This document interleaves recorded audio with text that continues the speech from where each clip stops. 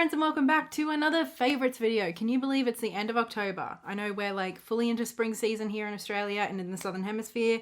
You lot in the Northern Hemisphere are going into spooky season, as you love to call it. And it just starts to feel like we're actually towards the end of 2021. And I can't quite get over it. But anyway, in this video, I just wanted to catch up and talk to you about some of my favourite books and decks, videos and other bits and pieces that I have really been enjoying in the month of October. So let's start with the books. So if you follow me on GoodReads, you may have noticed that I've been reading a lot of children's books lately, and that is because I have been offered a new job. I'm going to be starting to work in a children's bookstore soon, which is both terrifying and exciting. And in order to prepare myself a little bit, I've been trying to read lots of kids' books lately. Two of my favourite that I wanted to share with you are both Australian. The first is Bindi by Kirli Saunders.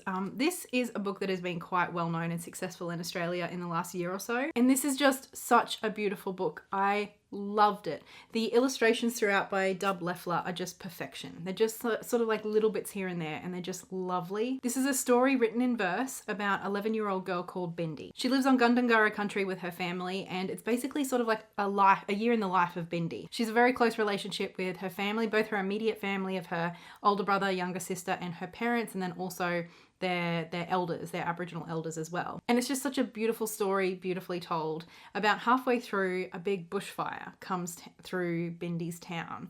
And just sort of like the experience of that is obviously very difficult and traumatic for the children and for their family. But then also coming to terms with sort of like why is fire becoming so harmful?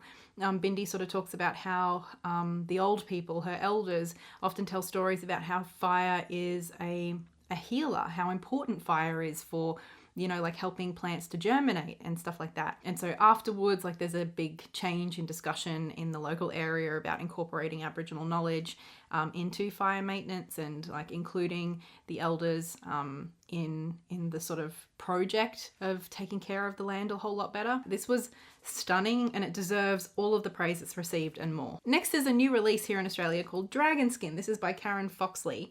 And this is sort of like a middle grade fiction, I guess, too. I'm still learning about all like the specifics of those different categories, but that's how I would describe it. And it's a story about a young girl who finds a baby dragon. It's sort of like it's alone, it's very much injured, and it's on the brink of death. And she finds it and tries to nurse it back to health. In the background of this sort of dragon story, she is also living at home with her mother and her mother's abusive boyfriend. And it's confronting and it's difficult, and obviously this experience is definitely impacting Pip, our narrator, quite a lot. But it's done in a way that feels very sensitive. It never feels gratuitous. It never feels over the top. And it's just a beautiful story about this girl and her dragon and like friendship and perseverance, and also a lot about grief. It's really beautifully done. I loved this. Next, I read another book by Toney Birch. Toney Birch is so good. This came to me in the Wild Book Box. This is Blood. And this is an older book by him. First published in 2011, so 10 years old now. And it's about Jesse, a young boy. He's about 11 or 13, I can't quite remember now.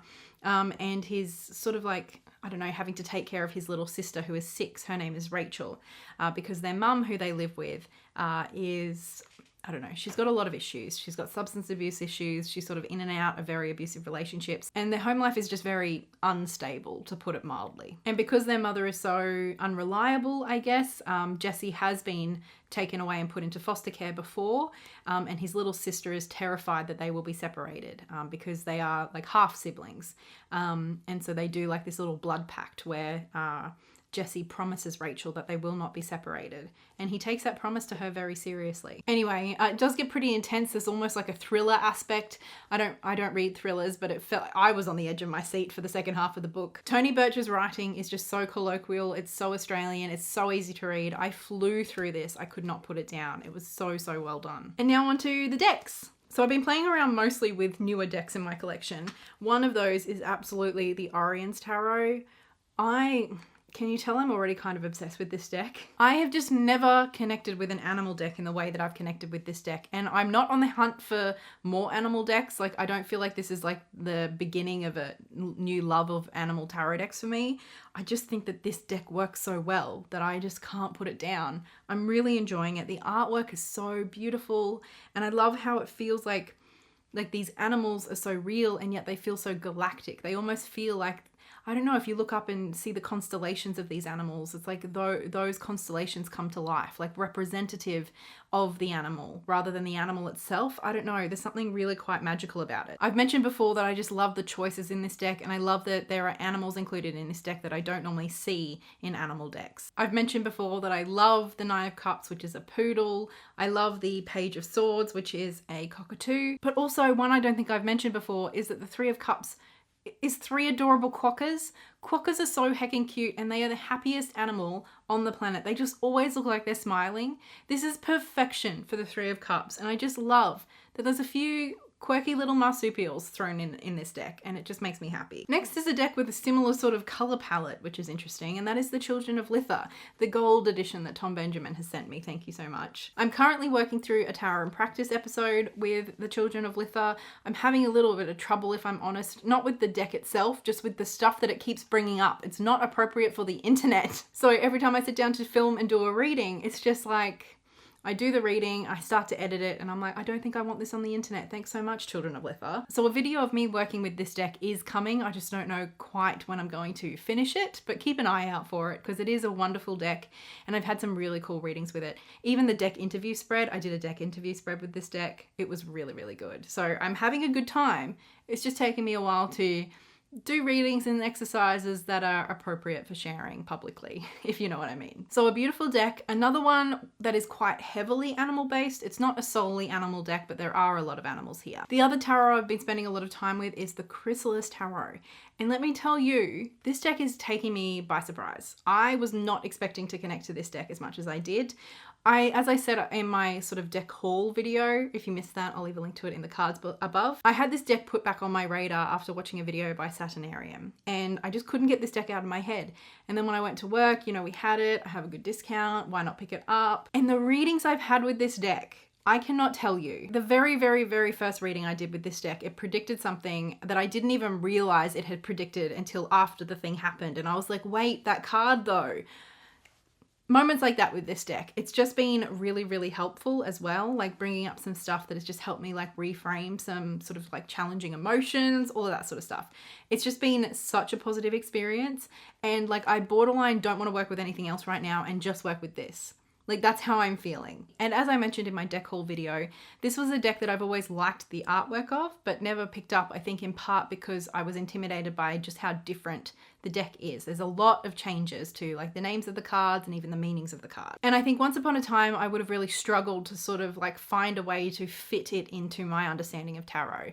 Whereas now I'm just in a place where I can like have my understanding as a foundation and just like let the cards be what they are on top of that foundation, rather than trying to like pigeonhole each card, if that makes sense. I'm just like having a really good time with this deck. And yeah, I kind of, I'm really surprised by how much I like it. And then the Oracle deck I've been pulling from time to time this month is the Dreamtime reading cards by Laura Bowen. I tried really hard not to include it in a favorites video for a few months, but like, you know me, it's either the Saltwater reading cards or the Dreamtime reading cards all the time. I can't help it. I just love this deck. I love how earthy it is. I love the colors. I love the cards. I love the guidebook. I love everything about it, and I will never stop talking about it. So don't ask me to. And at this point, I've loved and used this deck for so long that it's just like an old mate. It's an old faithful, you know? Like I can't go wrong when I pull this deck out. Every time I do, it's a good time. Now let's talk about some of my favorite tarot videos that have popped up on YouTube this month. I don't have as many to share with you as last month, but a lot of you seem to like the idea of putting them in a playlist, so I will do that again for you. The playlist will be in the description box below. Firstly, the lovely Kim from Abundant Life Tarot, I feel like I need to say it how she does,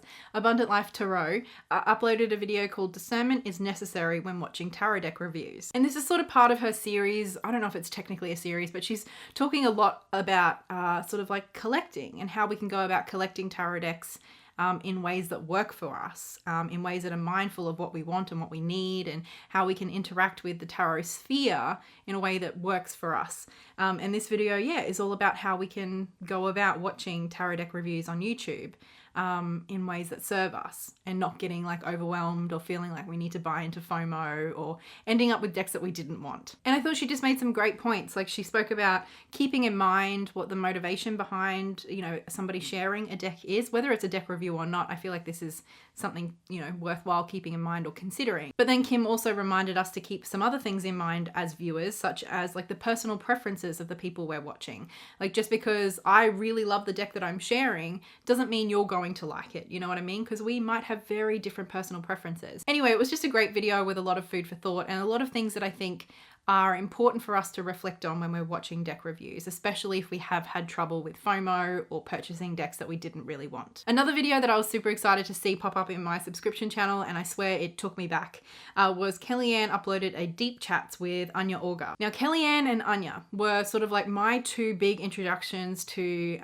pantheism and paganism in a different way on YouTube. I watched both of their channels religiously maybe 6 years ago. They were my two favorite channels. So seeing them both pop up in a chat together, I don't know, it was like your two favorite bands from 20 years ago collaborating on a new song, you know what I mean? They also spoke quite a bit about YouTube and just being on YouTube and like different considerations around privacy and like what we share and why. They also spoke about things like the Dark Goddess, as well as like crises of faith and changing beliefs. And at the end of the day, these were the two people who most influenced the beginnings of my YouTube journey, as well as my understanding and exploring my spirituality as well. So it was just, I don't know, I really enjoyed that live chat. The next video is another interview. This was done by Corvin Green, who interviewed Zoe Kobe, who is the owner and runner and writer, I suppose, of JewWitches.com. They have a podcast and Instagram, and this was just such an interesting conversation between the two of them.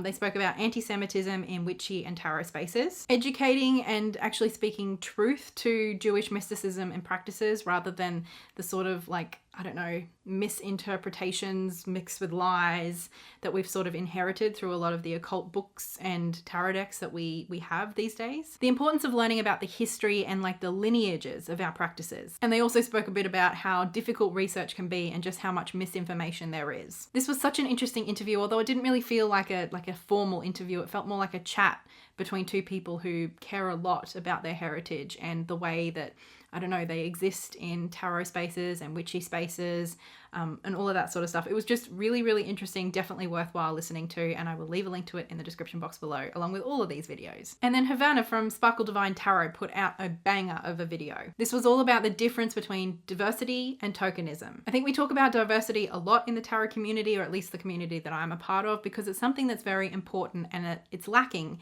in our decks and in the creators that are sort of celebrated and platformed a lot of the time. And the more we talk about and encourage and start to see diverse representation in our cards and in our artists, the more the issue of tokenism, I think, is arising as well. And so Havana took the time to break down in this video how she sees those two things and how she distinguishes between them. And she also provided examples. She spoke about one deck that she felt was respectful and representative and diverse, and another deck that was tokenistic and harmful. And I think that helped really bring the message home of like those two very clear distinctions. I definitely encourage you to give that video a listen. I think it's really important. And essentially she spoke about how tokenism is when people from underrepresented communities are included in imagery, but in a way that is reductive, overly simplistic, stereotyped, limited in some way, and ultimately harmful. And it essentially comes from the artist wanting to include different people for different reasons, but not really seeing these people as whole people. We also see things like romanticization and fetishization coming up when tokenism is at play, whereas diverse representation will celebrate, it will be respectful, and it will ultimately benefit the people that are represented rather than harm them. Havana also reminds us of the importance of considering not only the conscious, the obvious, the intended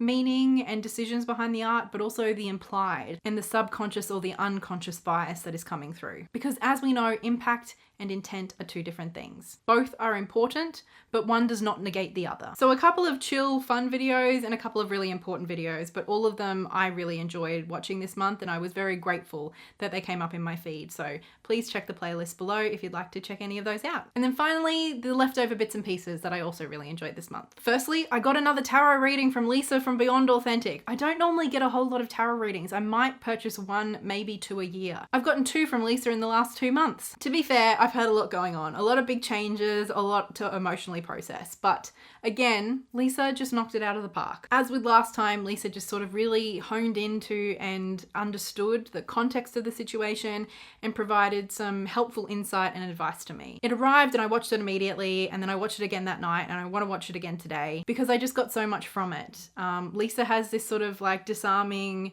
playful, quite humorous approach, but she has this way also of really pinpointing exactly what you need to hear.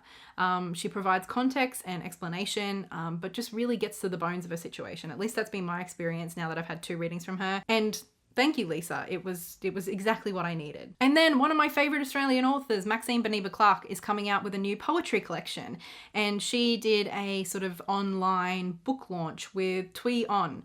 Twee is also an Australian poet, and Twee sort of interviewed Maxine. And they spoke a little bit about Maxine's new book, How Decent People Behave, but they were also just talking about poetry in general, poetry in the landscape of Australian literature, and it was just a really interesting chat between the two of them. You know, when you look at, you know, my own ancestry, for example, and my parents are from the West Indies, our family's part of the legacy of the transatlantic slave trade. So you have a population of people who have not, haven't been allowed to keep their own language, who haven't been allowed to read and write. So how do you pass down those traditions? And, you know, it's through storytelling, it's through song, it's through sitting around the fire or whatever, you know, sitting around the dinner table and telling those stories. And I think that's, to me, that's a large part of the reason why writers of colour often gravitate towards poetry. And I'm so glad I got to go. I love Maxine. I will try to attend anything that I can with her because I just think she's such a valuable voice and I love her books. As I said, one of my favourite Australian authors, maybe my favourite Australian author. I love her. And then this is not so much a favourite, but something I wanted to talk to you about, and that is that over on my community tab a few weeks ago, I sort of announced that I was going to be doing 2 videos each week in November and December. Lately, my schedule has been 1 video a week and I've been pretty good and consistent with that. And I just thought with the end of the year, there's a lot of videos that I sort of always do at the end of the year. So I thought it would be fun to sort of like up the game and give you a bit extra content from me. However, literally a week later, I got this new job offer and a lot has changed. And I'm going to be a lot more busy in November and December than I had expected to be. And I'm honestly not sure how I'm going to cope. Like I will cope, I know I will, but it's more like I'm not sure like how well and how many extra spoons I'm gonna have at the end of the week, you know what I mean? So I would still like to try and give you extra content, but I suppose I just wanted to let you know that I'm not sure how much extra content I'm going to be able to give you, and I'm not sure how consistent it's going to be. I'm just not sure. I'm just gonna see how I go, be flexible and kind with myself, do my best, but just like leave it a little more open than I had initially planned. So I hope that makes sense. I appreciate your understanding. But that is all I have to share with you for the month of October and all of the stuff I really enjoyed. Of course, as always, I have to say a big thank you to my patrons over on Patreon, and an especially big thank you goes to my high tier patrons, Livia, Lynette Brown, Laurie, and Ian Yitzhak. Thank you for your above and beyond support. I really do appreciate it. And thank you to all of my patrons for your support and helping me continue to make videos for free for everybody. If you like my content and you'd like to support my channel, you can check out my link to the Patreon in the description box below. If that's not something you can or want to do, that's also okay. I would love it if you could leave me a comment below. I always love hearing from you, and until next time, so much love. Bye.